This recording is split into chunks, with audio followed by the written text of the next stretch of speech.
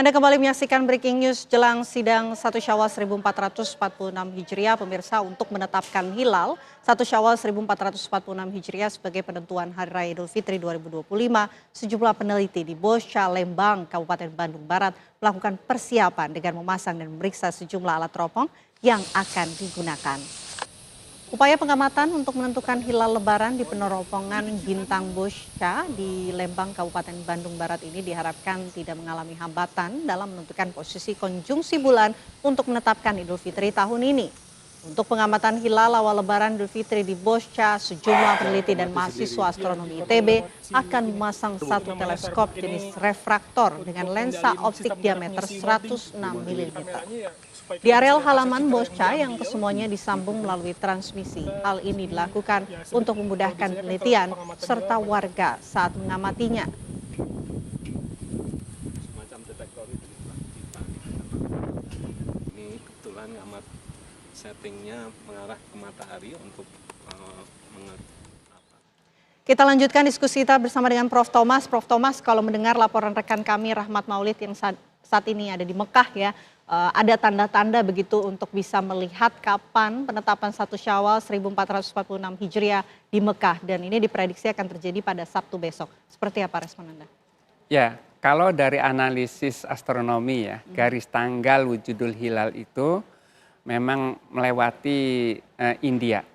Artinya wilayah Mekah itu sedikit di atas garis wujudul hilal. Oke. Dan garis wujudul hilal ini menjadi dasar juga untuk kalender Ummul Qura yang di sana.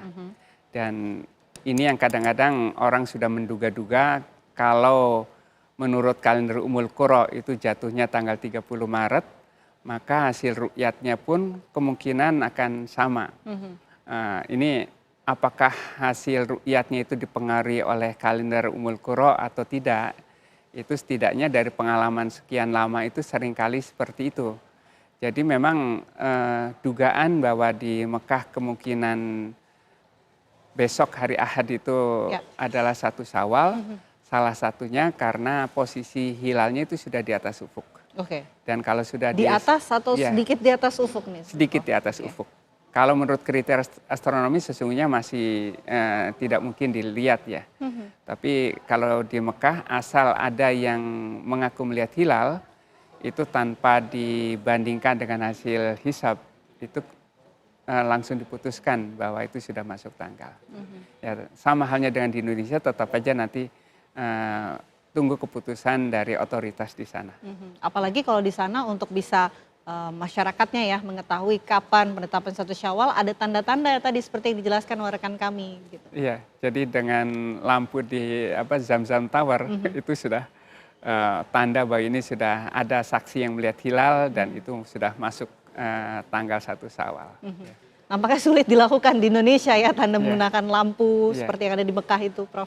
Dan ada perbedaan juga sih di Indonesia ini karena banyak ormas ya, yang tidak ada di negara lain. Oleh sebabnya putusan itu perlu sidang. Sedangkan di Mekah, di Mesir, di Malaysia, di Brunei itu tidak perlu sidang karena cukup otoritas, kemudian ahli agamanya atau ahli fikihnya dan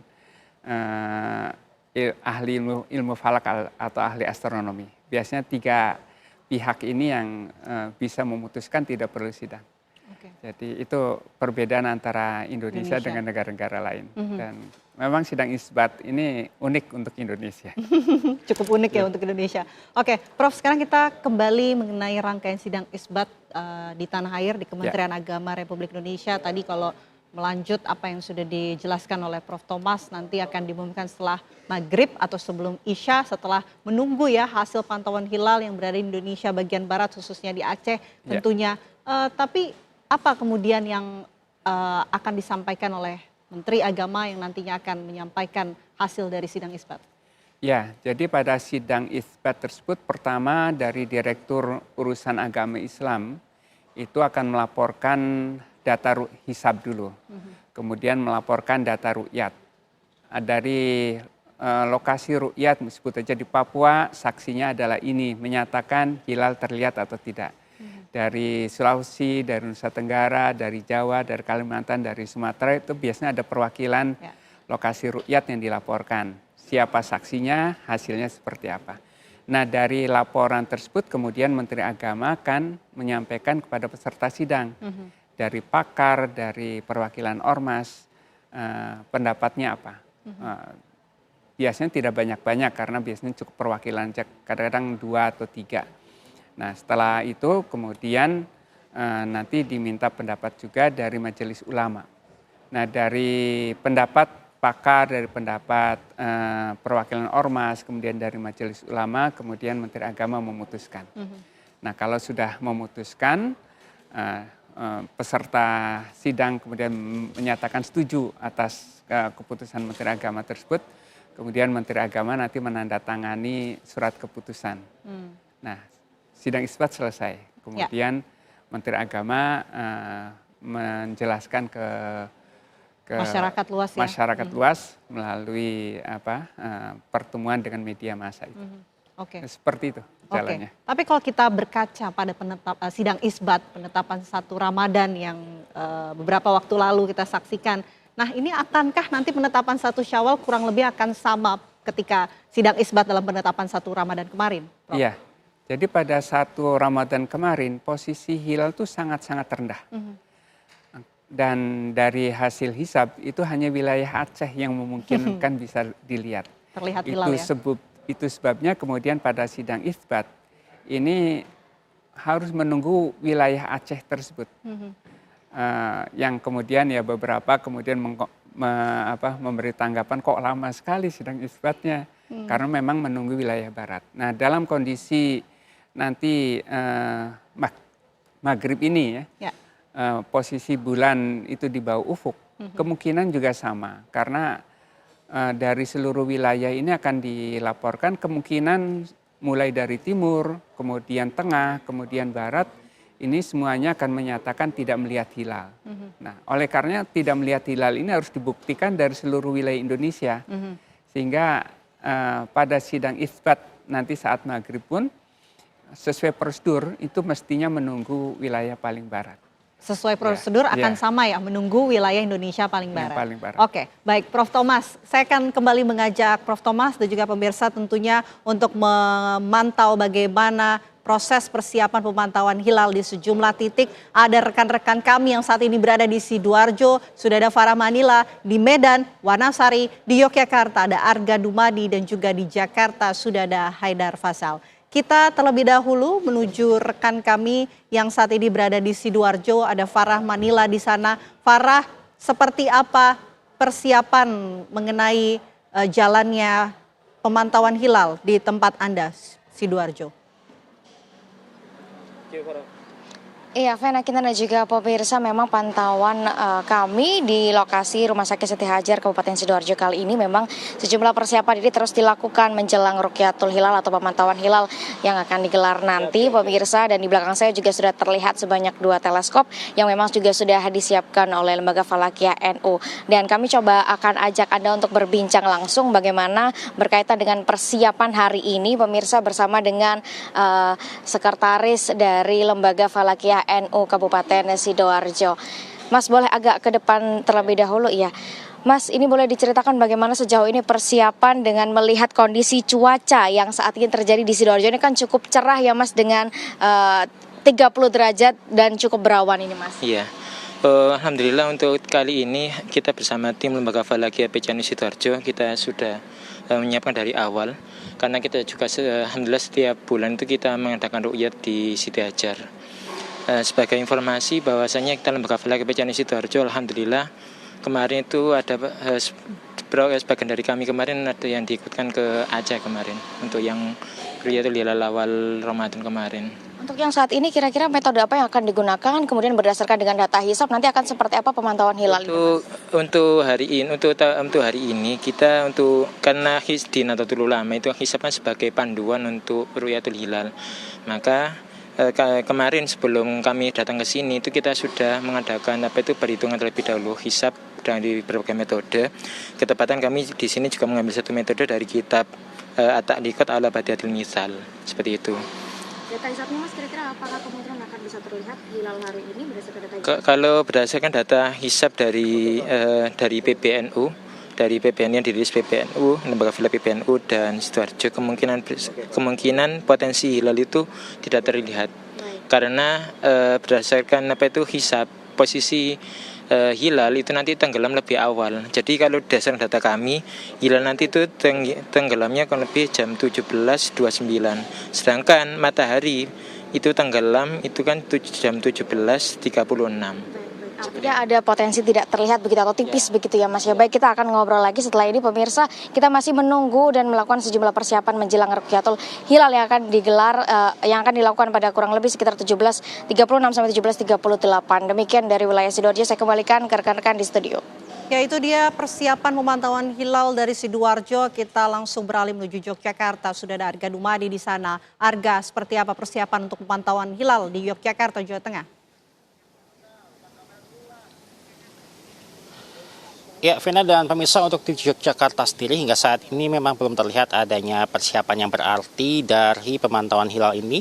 Walaupun memang rencananya untuk pemantauan hilal di Yogyakarta dilakukan di beberapa titik, salah satunya adalah di lokasi saya mengabarkan saat ini, yaitu di pos observasi bulan Bukit Pilabelu yang berada di kawasan Parangtritis Yogyakarta ini. Rencananya ini pemantauan akan dimulai sekitar pukul 17 waktu Indonesia Barat nanti. Dan hingga saat ini memang kami masih belum melihat adanya persiapan yang berarti ataupun juga kedatangan dari pihak-pihak yang nanti akan melakukan pemantauan secara resmi.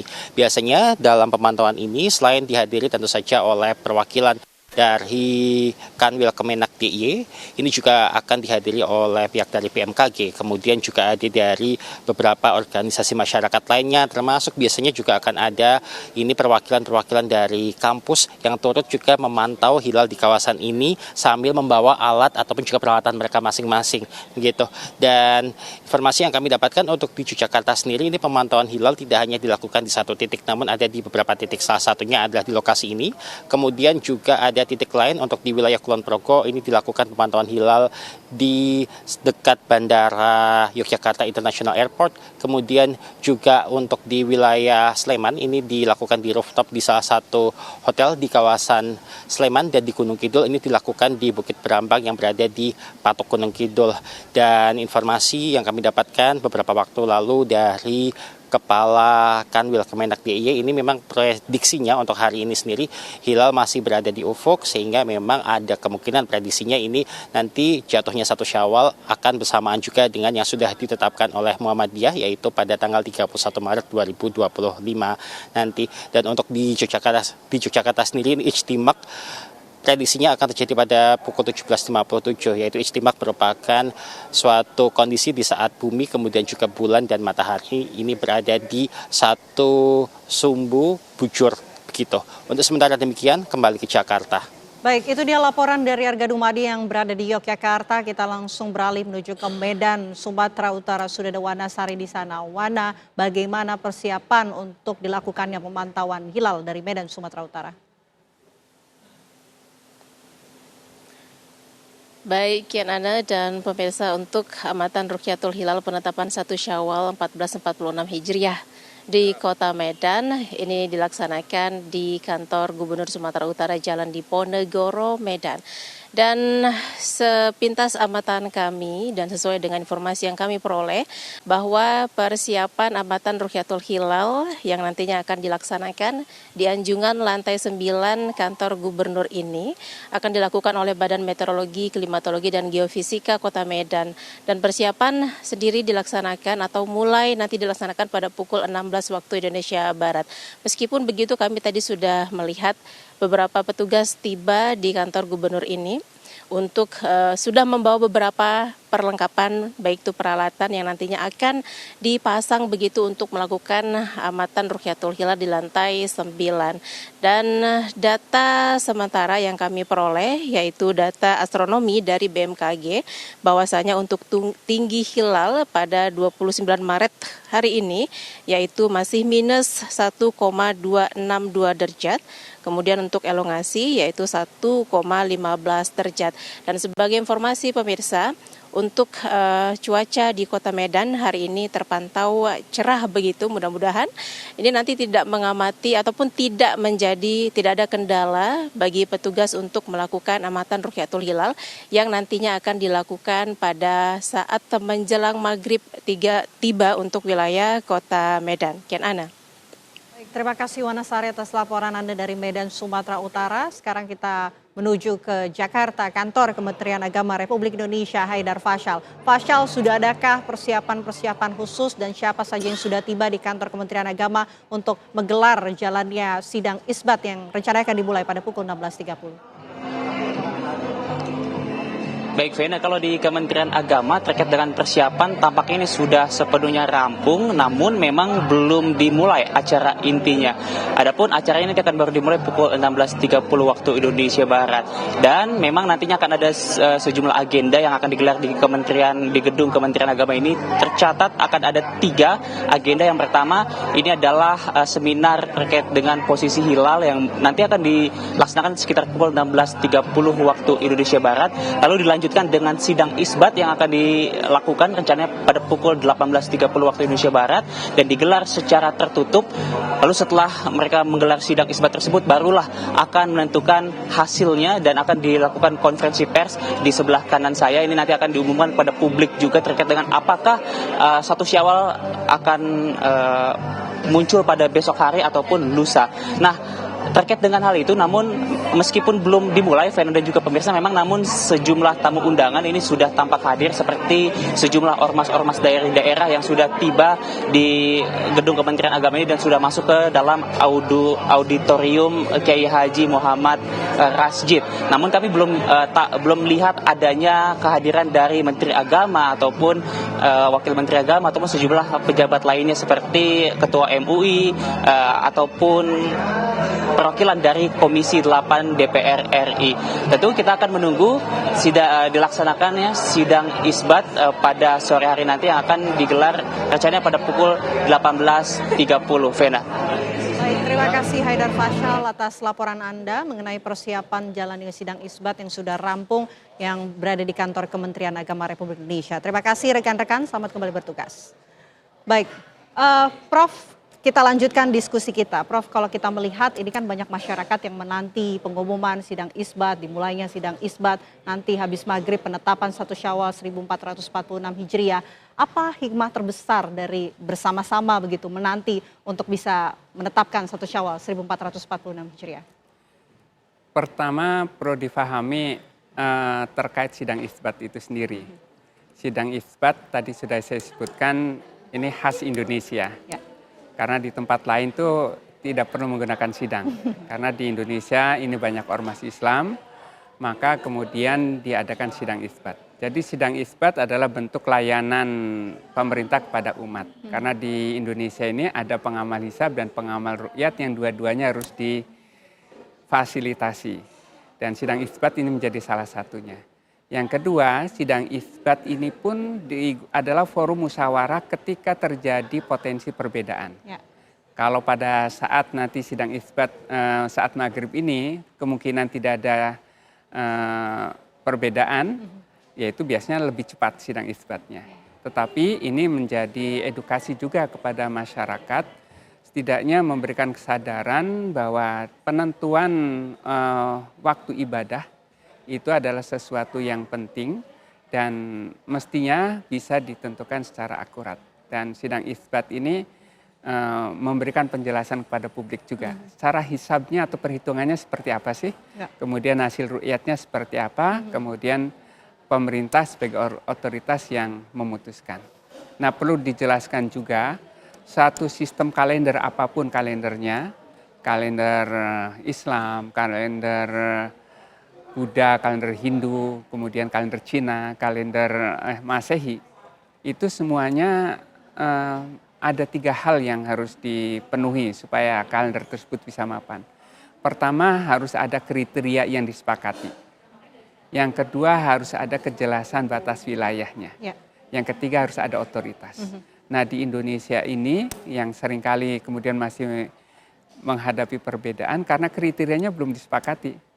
Walaupun wilayahnya sudah disepakati NKRI sebagai satu wilayah, otoritasnya yang belum disepakati. Oke. Karena ada otoritas ormas, ada otoritas pemerintah. Ya. Nah, sidang isbat itu salah satunya untuk menjembatani dan memberikan keputusan kepada masyarakat umum ya, ketika terjadi potensi perbedaan itu. Oke. Jadi peran pemerintah sebagai otoritas itu sangat penting. Oke, baik. Sidang isbat ini hadir sebagai jembatan begitu ya untuk menjembatani otoritas-otoritas tersebut. Terima kasih banyak Prof. Thomas Jamaludin atas waktunya di Breaking News TV One. Dan Breaking News TV One ini masih akan kembali untuk Anda sesaat lagi bersama rekan kami Andromeda Mercury. Tetaplah bersama kami pemirsa.